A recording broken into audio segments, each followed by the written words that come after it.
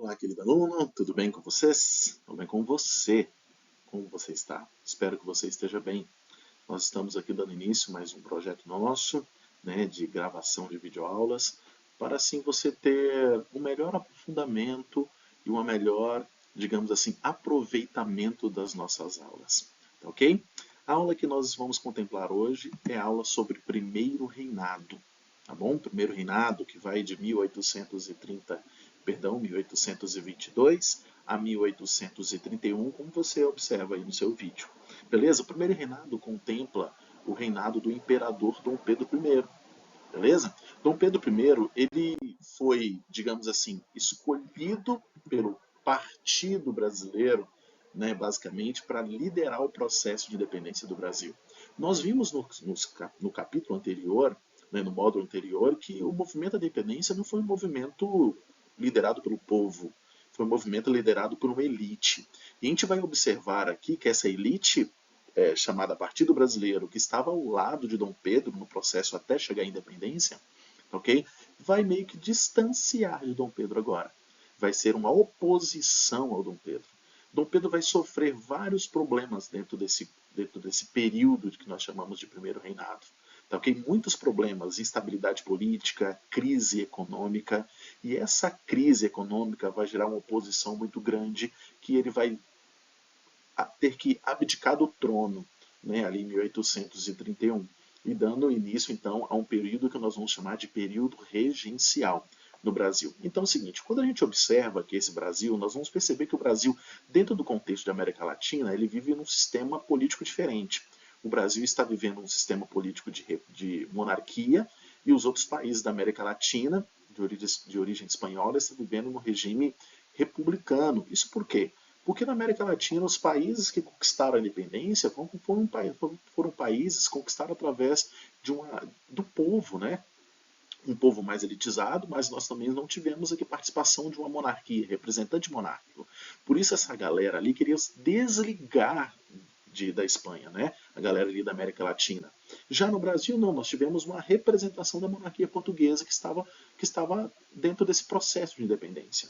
Que, por sinal, esse representante se torna o imperador. E aqui nós criamos então um império. Então nós continuamos basicamente dentro desse mesmo sistema com características absolutistas. Tá ok? Enquanto, por exemplo, o Brasil estava na monarquia, como eu já disse, os outros países da América Latina viviam na república. O Brasil ele separou de Portugal, se tornou independente de Portugal, mas basicamente vai ser dependente da Inglaterra. Dependente do poder econômico da Inglaterra.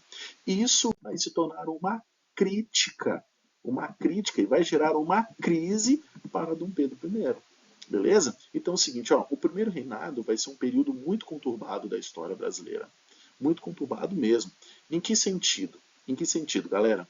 Primeira coisa, se até o 7 de setembro de 1822 o Brasil passou para esse momento até a declaração de independência com uma situação pacífica, o problema agora vai gerar instabilidade. A partir do 7 de setembro, essa questão de reconhecimento como nação independente, que vai gerar conflitos, vai gerar revoltas, porque uma tentativa de desfragmentar o país, desfragmentar o Brasil, gerar outras regiões independentes do Brasil. Isso vai gerar o quê? Instabilidade política. E Dom Pedro vai governar com autoritarismo, com mão de ferro, isso vai ter uma crítica muito grande para ele, principalmente porque muitos políticos portugueses que aqui estavam não vão aceitar esse desligar de Portugal. Não vão aceitar isso. Outro ponto que a gente destaca, que vai ser um fator assim gigante para uma crise que Dom Pedro vai enfrentar, vai ser a Constituição brasileira. Como ela vai ser formada, como ela vai ser outorgada.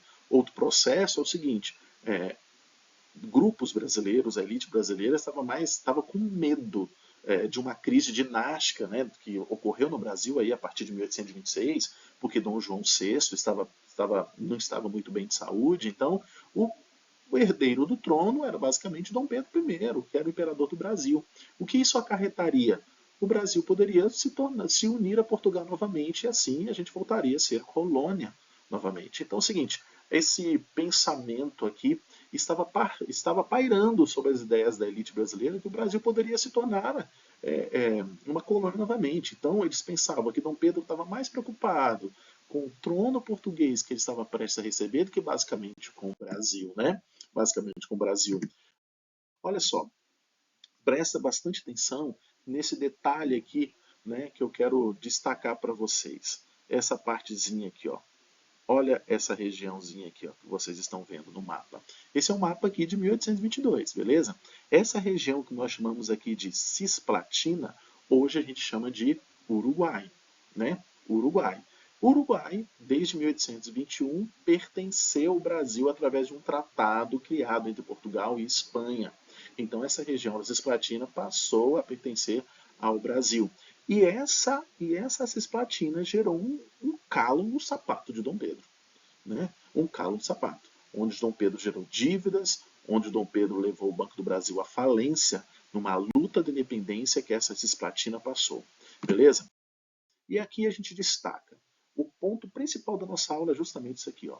Fatores que vai provocar, ou que provocaram a queda da popularidade de Dom Pedro. Dom Pedro, como eu já disse antes, era amado pelo povo, amado assim pela elite, ou foi usado pela elite para fazer o Brasil independente, né? O que a gente vai observar aqui agora é que essa elite vai meio que passar a ser contra Dom Pedro, né? Passar a ser contra Dom Pedro aqui. E esses fatores, se você entender esses fatores, nós vamos conseguir concluir com êxito aqui a nossa proposta, desculpa, do primeiro reinado, do entendimento da aula sobre o primeiro reinado. Beleza? Então é o seguinte, o primeiro fator justamente é essa crise gerada pela Guerra da Cisplatina. Quando a gente estuda o pensamento de nação, o que forma a nação? Nação é o quê? É a união de povos ou de pessoas que carregam os mesmos laços linguísticos e culturais comuns. Beleza? Quando a gente olha a região da Cisplatina, a galera não tem a mesma língua que os outros restantes do Brasil, né? Que a galera ali do Brasil. O Brasil fala a língua portuguesa, como vocês sabem, e aqui na Cisplatina, que hoje é Uruguai, fala espanhol. Então, não tem características, não fala a mesma língua. Eles não se sentiam pertencentes à nação brasileira. Não se sentiam pertencentes. Logo, um movimento patriótico, um movimento nacionalista de defesa, de formação de uma nação surgiu ali com o apoio da Argentina, que a Argentina visava a liberdade comercial ali pelo Rio da Prata, são dos seus navios ali comerciais pelo Rio da Prata, apoiou a independência da Cisplatina. Né? O Brasil, lógico, não vai querer perder esse território. O que Dom Pedro faz? Cria-se um conflito, uma guerra, uma batalha. Só que o Brasil recém-formado, nós estamos falando aqui de 1825, o Brasil recém-formado, tinha um conflito, o Brasil gerou um problema, um conflito que nós vamos falar na sequência, que é a questão da Conferência do Equador, que a galera lá do Nordeste estava querendo separar, então o Brasil estava cheio de problema. E a Guerra Cisplatina gerou uma crise econômica para o país. Por quê? Dom Pedro levou à falência o Banco do Brasil, para movimentar essa guerra, para bancar essa guerra. O Brasil não tinha um exército, então precisou de contratar soldados e tudo mais, armamentos, munições, essas coisas todas. Tá, okay? Então levou o Banco do Brasil quase à falência. Além do mais, pegou dinheiro emprestado com a Inglaterra, né, para tentar o quê? Suprir essas necessidades da guerra. Consequência disso, por que a Guerra da Cisplatina foi um fator da queda da popularidade de Dom Pedro?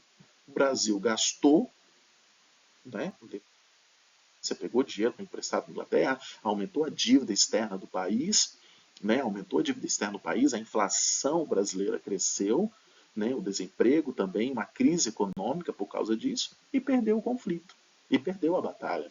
Tá ok? O segundo fator que a gente destaca aqui é a nossa primeira Constituição, a Constituição de 1824. Mas antes dela, nós tivemos uma tentativa de Constituição, ali em 1823. Dom Pedro, então, né, como se preze, toda nação independente precisa de leis que regem a nação, né? Leis, diretrizes que regem a nação. Dom Pedro, então, o que ele faz? Ele determina a criação de uma Constituição, né? Uma Constituição. Então, os deputados decidiram criar essa Constituição. Só que essa Constituição ela começou a partir por um ponto que Dom Pedro não estava de acordo. Por exemplo, começou a limitar os poderes dele, né? Começou a limitar os poderes dele. Aqui no Brasil, nós vamos ter dois grupos políticos. Dom Pedro fecha essa Constituição, né? Ele não aceita que ela procede, que ela segue, né? Aqui no Brasil, nós vamos ter dois grupos políticos. o Partido Português, que é formado por comerciantes, que você consegue observar aí, e o Partido Brasileiro, que é formado por proprietários de terras e juristas. Quem está liderando esse processo de criação dessa Constituição é justamente o Partido Brasileiro, né? O Partido Brasileiro. Olha só o que esses caras querem.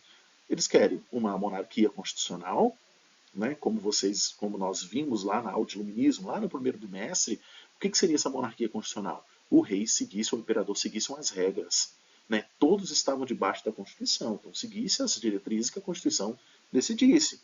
Tá ok? Garantia de direitos individuais, limitar o poder do imperador e soberania do poder legislativo. Olha, Dom Pedro, olha, peraí, vocês estão querendo limitar meu poder? Calma aí, não é assim não.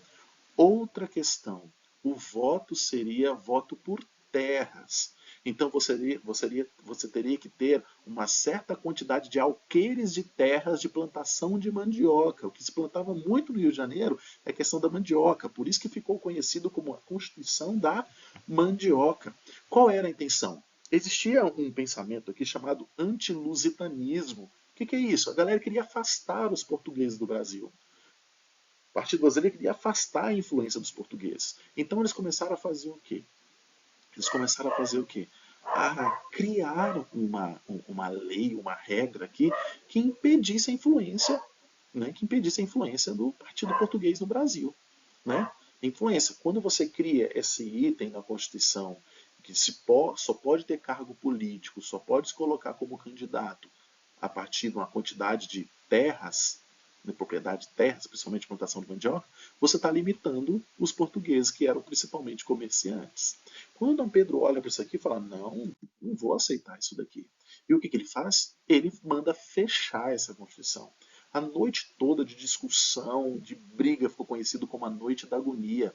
Dom Pedro ele cercou a Assembleia Constituinte com a sua cavalaria, com o exército, basicamente, e foi lá e muitos deputados foram presos, outros foram exilados. Então ele negou essa Constituição porque limitaria o poder dele.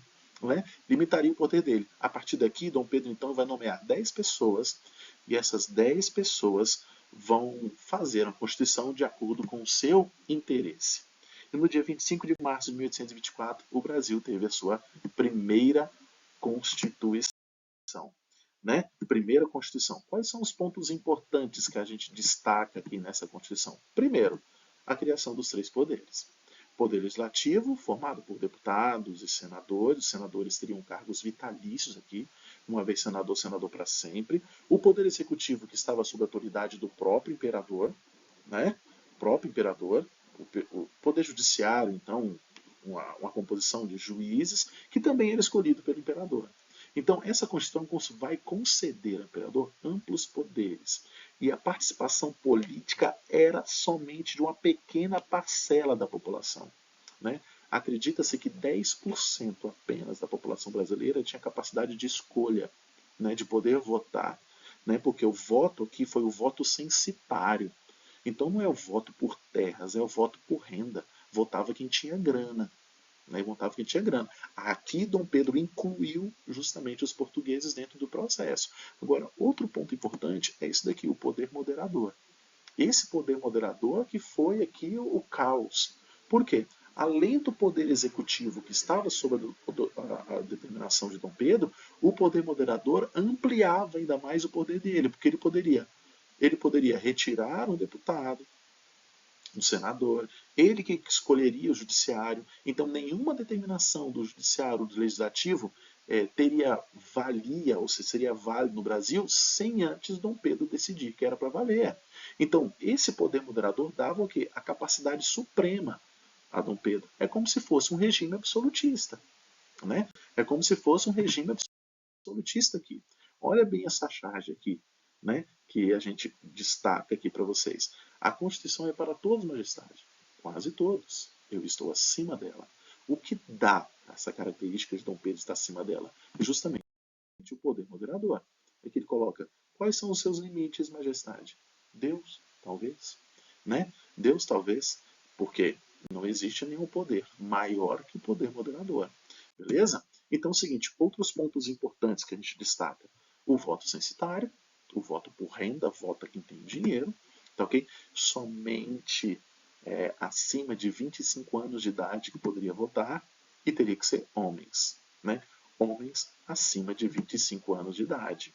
E a religião oficial do Brasil passaria a ser o quê? O catolicismo. Aqui foi colocado o regime de padroado, né? O imperador ele tinha autonomia sobre a igreja, da escolha de sacerdotes, né? Porque a igreja passou a ser quase ser um braço do Estado, e o Estado meio que financiava a igreja, bancava a igreja. Então, em contrapartida, a igreja aceitava essa submissão, né? Mas em contrapartida, uma única religião poderia acontecer no Brasil, que era a religião católica. Só poderia fazer parte do governo, ter cargos públicos, se fossem católicos. Só poderia ter o quê? É, casamentos e tudo mais, se fossem católicos. Só poderiam ser deputados, senadores, se fossem católicos. Beleza? Então a união entre igreja e Estado aqui é um marco importante, tá? É um marco importante. Mas algo que a gente destaca aqui, lembre-se que a gente tem que falar muito dentro desse contexto social. O que cobra muito no Enem, o que cobra muito nos vestibulares, o que traz muito dentro desse contexto de redação, principalmente no Enem, esse contexto o quê? Social. A gente destaca que aqui mulheres foram excluídas, escravos foram excluídos, por quê? Onde está falando de abolição da escravidão aqui? Onde está falando de direito feminino? Né? Homens apenas com 25 anos de idade que tenham renda. Então, pobre continua sendo pobre, escravo continua sendo escravo, beleza? Esse pensamento abolicionista só vai crescer lá com metade do século XIX em diante, beleza? Metade do século XIX em diante. Então, olha essa questão social aqui totalmente jogada para o escanteio. Né? O Brasil se torna independente, tem uma Constituição, mas se mantém das mesmas características como era antes. Rico com os mais poderes, a elite com mais poder, tá ok? As mulheres, né, sem poder nenhum, sem influência, sem papel nenhum da sociedade, e escravo continuando sendo escravo, tá ok? Outro fator que a gente destaca aqui, que é a Confederação do Equador. Né? A Confederação do Equador foi uma união de estados lá do Nordeste que tentaram separar do Brasil, formar um país separatista. Formar um país na realidade, né? A galera queria lá formar uma república, desligar. Por quê? Justamente por causa do poder moderador que Dom Pedro criou. Principalmente por causa dessa constituição autoritária, né, que Dom Pedro colocou aqui. Eu destaquei aqui no material de estudo de vocês, falando o seguinte, ó, a primeira Constituição do Brasil foi outorgada, isso é, imposta pelo governante.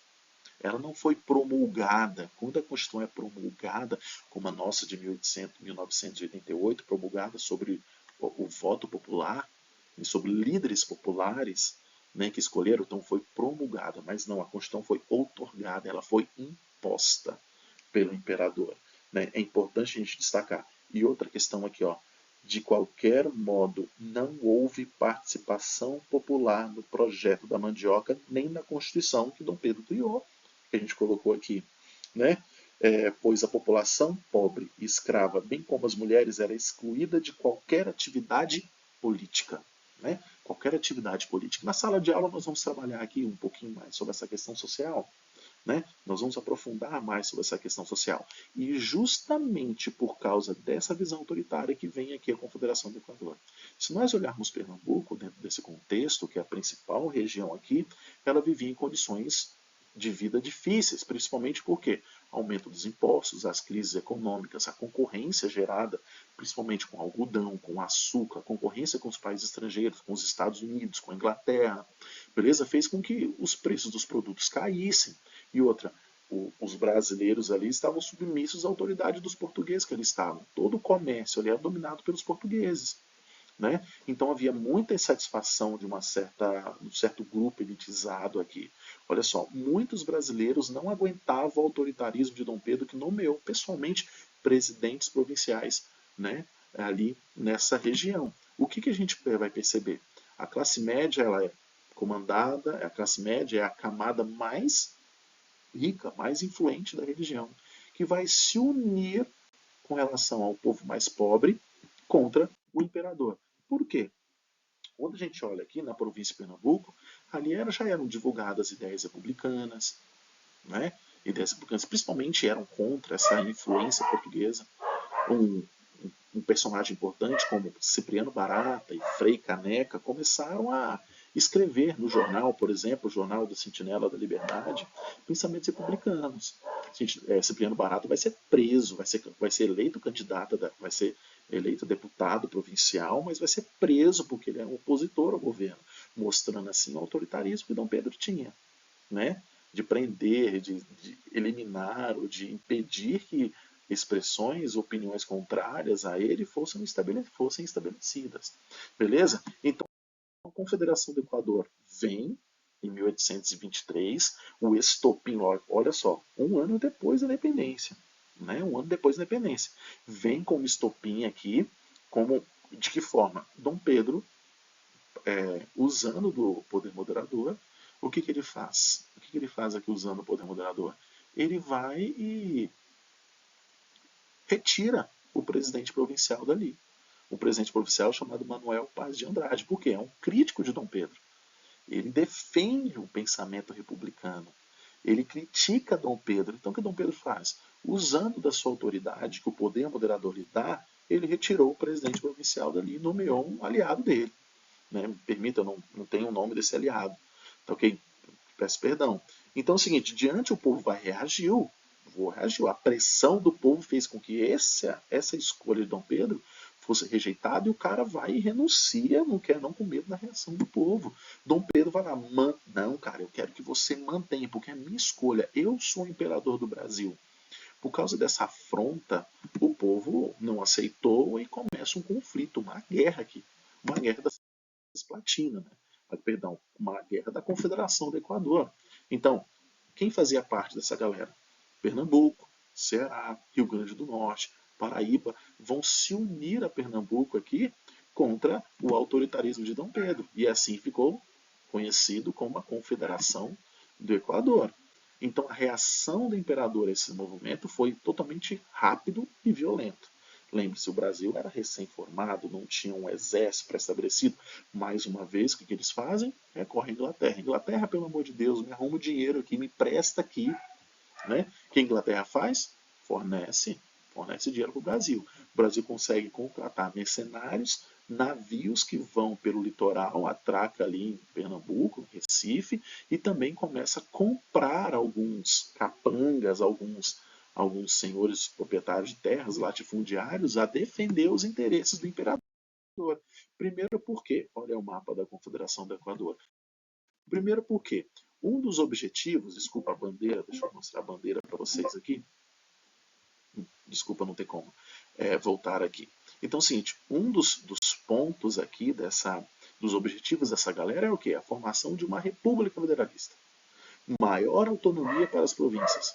E alguns líderes começaram a exigir a abolição da escravidão e uma igualdade social.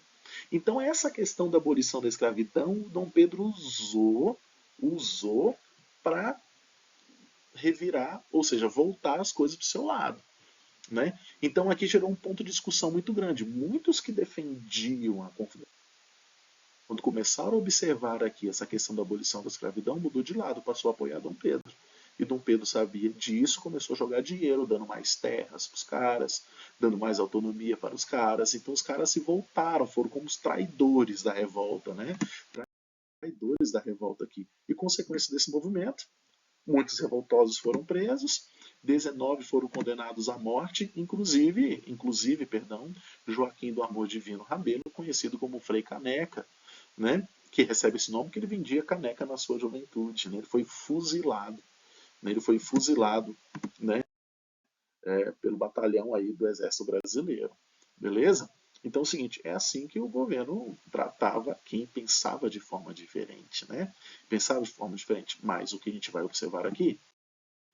Uma crise econômica. Uma crise muito grande que Dom Pedro vai sofrer. Essa decadência do Império que Dom Pedro vai gerar no Império é justamente por causa disso. A Guerra da Cisplatina, a Confederação do Equador, dívida com a Inglaterra, a dependência que o Brasil tinha economicamente da Inglaterra, vai fazer com que a crítica sobre Dom Pedro, né, só crescesse. O Banco do Brasil entrou no estado de falência em 1829, então a inflação crescendo, o desemprego crescendo, Então o povo vai para a rua, começa a se manifestar.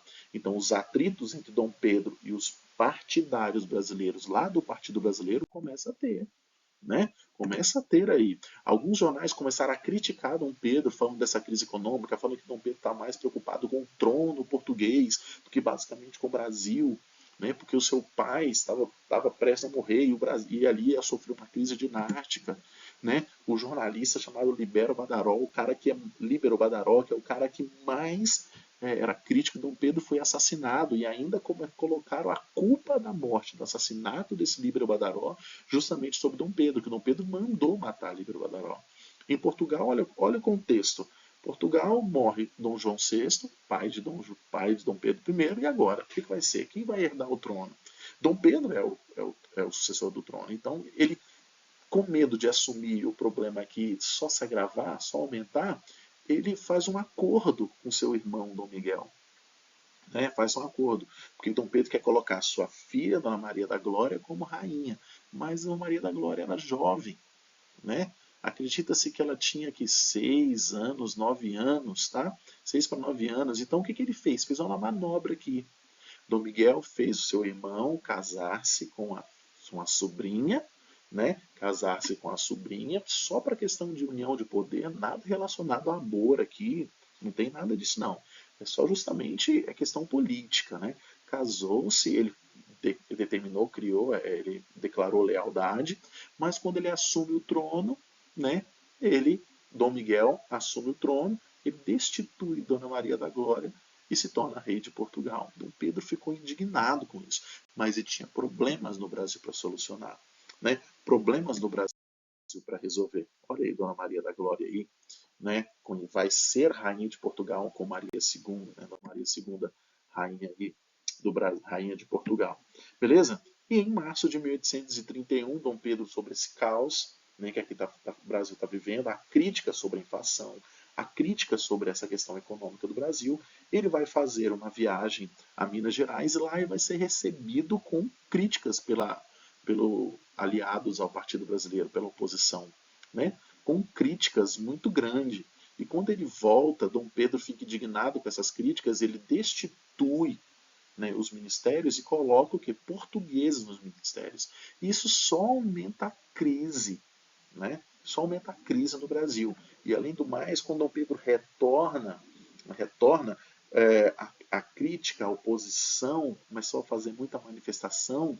E quando Dom Pedro retorna de Minas Gerais, partidários de Dom Pedro e oposição, eles se encontram e geram um conflito, que foi conhecido como Noite das Garrafadas. Juntando tudo, Pedro fica isolado e pressionado. O que ele faz? Abdica do trono no dia 7 de abril de 1831. Qual o destino dele? Ele vai para Portugal. Né? Ele vai para Portugal aqui. Ele vai para Portugal, deixa o Brasil nas mãos do seu filho, Pedrinho, ou Dom Pedro II, de 5 anos de idade. Mas na Constituição de 1824 estava dizendo que o Brasil passaria, se o sucessor ao trono não tivesse maioridade governamental, que era de 18 anos, o Brasil passaria por um período regencial. Beleza? Até o sucessor ao trono tiver maioridade governamental de 18 anos. Beleza? Então Pedrinho não vai poder governar, porque tem 5 anos de idade. Só vai poder governar em tese com 18 anos. Mas a gente vai ver na próxima aula que isso não vai acontecer. Eles vão criar uma manobra política, como é de costume no Brasil, né?